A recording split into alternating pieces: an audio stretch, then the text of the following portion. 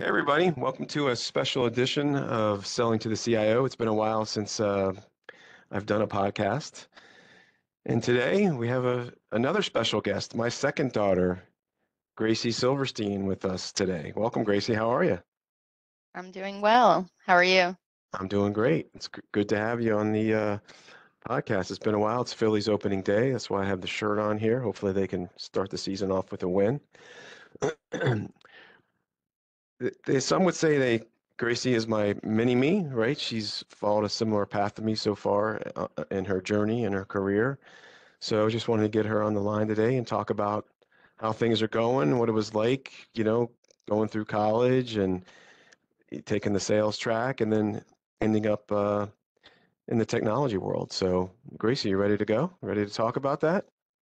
I am not sure Yeah. who says that, but Yeah, well, everybody says it when they see us together, I guess. So, why don't you talk to me about, how it all started here? Talk me through your college degree and what you majored in and how you think that set you up for what you're doing right now. so I went to Indiana University, which was sort of a choice. I was feeling a little bit uninspired about college in general, um, for various reasons, but ended up seeing my sister have a great experience there, and her friends were ones that I felt like I could find of my own, and I could say I followed her there, but and I might have, and it was a ended up being a good choice. So Indiana has a unique major that I think is not so unique anymore, but it was at the time, of entrepreneurship and corporate innovation. So I chose that as a major, and I guess a minor would be the most traditional way to put it, in professional selling, which is also sort of non-traditional. Um, I knew from a very early age that math was never my strong suit. So a finance and accounting is always something that I struggle with, and struggle with in college as well. But good to have that knowledge, so I'm happy I pushed through it. But what I really enjoyed most was those professional selling classes. So we did things like role plays, and in the entrepreneurship classes, we made mock business plans, and those things combined, what I always enjoyed the most was, how are we going to sell this product effectively? Um, and Indiana has a new class called, I forget what it's called, something selling, where the whole class consists of role play calls, mock calls, cold calls, essentially. And I enjoyed it. So each week we were matched up with a different classmate, which I think really mimicked, now being in a heavily cold calling role, the different people that you're going to have to speak to. And even though these people were ones that were supposed to know what was going on, most times they didn't. And that's, I think, mimics reality as well. So it was really good experience to actually do, walk the walk sort of, and see, is this really something that I want to pursue? To now being in a TDR, BDR, SDR role, having had some tangible experience that I think solidified my want to pursue something like this, because it's not, most days are not enjoyable, getting beat up on the phones, and really being in pursuit of a larger goal. So keeping that in mind when it's not so fun. Yeah, I'm glad to see that the curriculums in college are changing, right? Because there's a lot of salespeople out there, right? And there was no formal training in college, certainly when I was going, and I think up till recently, any kind of sales track. It was more marketing major and maybe communications major, but there was never really anything that taught, folks like you, like or me, how to sell, right? And objection Sure. handling and all that kind of good stuff. So I'm so glad to see a lot of the colleges now are really, have that curriculum. I know my nephew, your cousin is also in one of those tracks. He's a senior in school Right. now, and it really gives you guys really good, real life experience of how to deal with people, right? Which no matter what job you take, that's going to be something you're going to have to deal with. So, you mentioned SDR, TDR. What's that? Can you tell the folks what that stands for? I think a lot of people don't know. So. Yeah, sure. So, um, most companies now, bigger organizations, the start of the sales funnel is a BDR, SDR, TDR. So, S traditionally stands for sales development representative, B business, and T territory. All basically consist of the same, I would, and this is an assumption, job related duties. So being at the start of the funnel is to generate pipeline. So generating pipeline is you know, on its head means something, but when you really break it down, it consists of doing a lot of cold outreach. Some of these XDR roles, X just putting in place for whatever a company wants to call it, do inbound sales. So might be, requesting a demo, and that could be all you do. But the role that I'm in is outbound. So it's I would say 98% cold outreach and broken down by a territory. So you're aligned with a sales rep, an enterprise sales rep, which again takes a different meaning depending on what company you're at. It might be the company makes X amount of revenue or has X amount of employees. So it could be either of those things. Um, and you work as a team with that sales rep in order to go after different prospects in your Yeah. designated patch. It's definitely a grind. I know that, right? It's a lot of no's to get to a yes, as I say, and I told you when you were getting into this, right? So, do you think are you first of all, do you think your college prepares you for some of the role that you're in now, and do you like it? Talk to me about that a little bit. So I think college prepares you in sort of ways that it doesn't intend to. Things like working on a group project with four other people who, haven't done their part and it's due tomorrow. College prepares you in ways like managing your time effectively and having assignments and having classes and sort of the non-traditional aspects of being a functioning adult, sending an email, things like that. um, but I think without having someone like you who was in this industry teaching me really what it was going to take and speaking with people, I think more important than taking a class that might seem relevant is talking to people who are in the role now that are not going to be afraid to be honest with you and not sell you on the job, but really try to get to know you and understand the role and determine if it might be a good fit.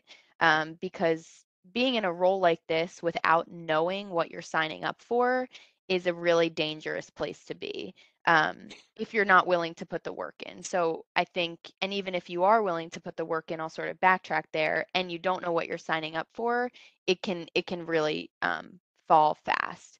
So it's a combination of both of those things. So did college prepare me? I would say yes, but in sort of a non-traditional way, and using my natural network like you and people that you were able to introduce me to gave me a really solid picture of, okay, what does this job consist of, and is it something that I'm willing to commit to, and also understanding that it's a sales track. So of course, you're going to gain great skills in a role like this, but with no intention of continuing down a sales path, I think there might be more valuable things that you could start out by doing. Of course, the skills that I'm gaining are invaluable to do any career, and of course, people make changes, and that's there's no problem with that. But having some idea of what's next makes each day feel, worth the work that you're putting in. Yeah, I always say that nothing happens till somebody sells something, no matter what industry you're in, right? So I think having this experience that you've got through college and now you're getting at your current employer is invaluable for whatever, holds next. Hopefully you're there for a long time. It's a great place to be, and you've obviously learned a lot and got some great training. And coming out of school, wherever your first job is, you want to make sure that you're getting that foundation, that training that will set you up for whatever's next. So, like I said, what you do is very difficult. It's a grind every day, and I know always talking to you is like be the first one in the office, be the last one to leave. People will start to recognize that because unfortunately there's a lot of, and I say this to you all the time, there's a lot of students, kids coming out of school that just aren't used to what the grind's going to look like. And it's a grind. You got to work hard. You got to put your hours in. And coming out of college, you can't expect to make $200,000 a year. I mean, unless there's certain majors that you're in, maybe that's a possibility, but in most cases, it's not a reality. So you gotta put the work in, and I think you've taken that to heart, and you've really done a nice job with that. So I'm proud of you in that way that you've put the work in so far. You're gonna you're gonna be working for a lot of years, right? So you might as well just get used to it, right? This is it's 40, 50 years of your life that you're gonna be working unless you hit the lottery or some other way to make some money. But so I'm proud of you for putting the work in and so far, and you got to continue to do it. So. I I sort of want to challenge you in one of the things you said with my generation, right? I think we get a lot of bad rap for being lazy, and it's true. I'm not saying that it's incorrect, but I think a lot of it was circumstantial, right? So our freshman year of college is when COVID happened, Mhm. and not to find a scapegoat, but our college classes turned into logging onto Zoom and rolling back over in bed. So being able to do the bare minimum to get by. So I think for a lot of people in my age range, this is really the first time that we have had to show up and work hard. And I mean show up both physically in person and show up, emotionally and mentally to do work and put in effort to see a result. I think we're really used to being able to get by doing the bare minimum because that's what the circumstance allowed. And of course that's not everyone, but it's a really shocking transition for some people. And some people don't know how to write an email, and that's not because they don't want to. It's because they never were challenged to do so in college because of some of the circumstances that COVID resulted in. All right, that's fair. I never actually thought of it that way. You're right, because I remember you're sitting at home and it's probably easy to, I guess, not cheat, right? But you can have the book open and do your assignments, and there was nobody, over your back or in the classroom. So that's a pretty fair point. I never thought of it that way, but I appreciate that perspective for sure. So what do you see next? Like what do you enjoy what you're doing? Is this preparing you for life? Are you pleased in your journey? You recently moved to New York. How's that been? You're out on your own. Talk to me about that piece of the puzzle right now in your life. Yeah, I mean, I a lot of questions there, but I enjoy it. I do all of it. I think so. For some context, for a while I was commuting from outside of, I guess it's more New Jersey, into New York when we were 3 days in the office, which was definitely doable and important to save money. And now we're 5 days a week in the office, which you know, if I'm very hesitant, I guess, to maybe complain isn't the right word, but to have any gripes with that because I know the response from my parents would be something along the lines of, oh, yeah, well, we've been working 5 days a week, you can finish the rest of the sentence. But um, I again, it's a very big transition for people that, graduated college in 2022, I'll say, to 2024. Who knows? Just an assumption there. Um, it's the first time that we have been held accountable to be somewhere at a certain time, with certain things done. So that has been something that is an adjustment, but I think I have been in the moment, I might not have said lucky, but now lucky to have had two parents that have really set me up for success in that way and not let me be complacent with the laziness that has sort of been allowed and been the norm for the past few years while we were in college. So I think I've always been someone that likes to stay busy, and that is very easy to do in New York. So I think it's been really enjoyable to have. There's always something to do. There's always someone to see, and working 5 days in the office is a trend is keeps me busy in and of itself. Yeah, and I know it's hard to save money as well. I think New York's a great experience. I never got to do it really. I wish I had. It's a cool place, fast paced, right? It's for some people. I don't know if it's forever, but it's definitely, I think, going to give you a good foundation going forward. Who knows if you'll stay there forever? I doubt it. But the hustle and bustle is nice, and the 5 days in the office is definitely a new thing, right? Some people just they won't even take a job if they have to come in the office one day. Like Right. even for my team now, I'm making them come in twice a week unless they have to be in front of a customer or for a partner. They're always excused for that.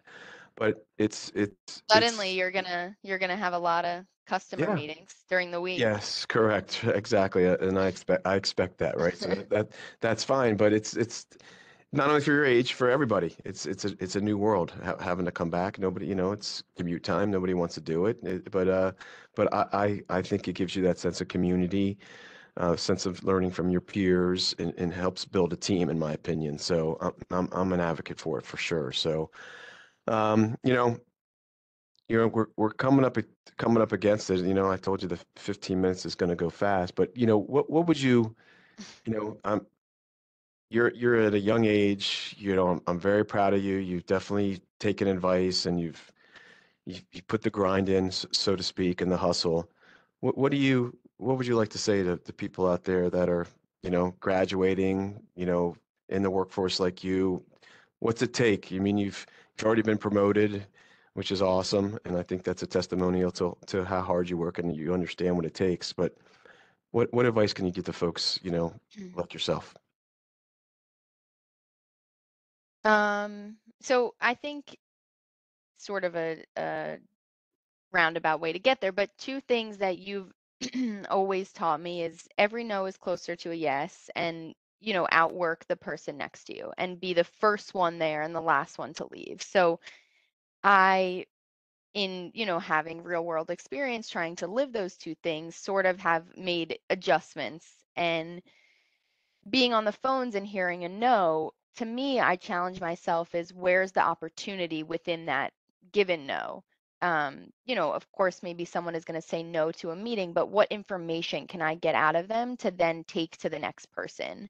And while that's, still every no is closer to a yes, I think being able to take the no and turn it into something to then be able to continue to build on it, not just saying, oh, well, they said no, like moving on, because you're going to have to call that person again next week, next day, next month, and they're not going to remember. So how can you adjust um, and take what got you to the no to then really turn it into a yes and not just use it as a tally as a number that's going to get me closer to that yes. So that's one thing is seeing the rejection as an opportunity. And the next would be so of course, you don't want to sit down at 8 and get up at 5 and call it a day, but it's really about what you're doing with your time. Uh, I personally am not someone that's going to sit in the office till 7 for the optics of it, right? Because if I'm sitting there being unproductive just to be the last one to leave, that's not doing anyone a favor. So it's my time, it's company time, it's wasting everyone's time. So being hyper productive in the hours that I'm committing to work and committing to be there has been something that I've tried to do versus just volume. So being intentional with my time and making the most of it is something that I have really tried to work on because, like you said, there's only so many hours in the day to be able to work and take time for yourself and work out and do things that are good for us. So being able to find value in the time versus just volume. I think those are two great um, things to live by. Certainly, the both things that you said, every no is closer to a yes, and making your time valuable is not only in your occupation or my occupation, it's in everything that Hmm. you do in life. I think it will apply to every job that anybody gets. It could be a philosophy that's used in every aspect of life, no matter what you're doing. So, Sure. with that, Gracie, I always love talking to you. You inspire me, as does your sister Carly, and I'm proud of both of you. Um, and keep on chugging. That's all you can do, right? Just keep on working hard and keep doing what you're doing and building relationships. And I have no doubt you're gonna go far in your life and give back, right? I always tell you got to give back along the way, right? Take those lessons that you've learned and help some other people along the way, and you'll have a fulfilled career for sure. Sounds good. Well, thanks for having me. It only took a year and a half of pressure. I know. All right, let's make it go viral. Take care. I love you. I'll talk to you soon. You too. Bye bye.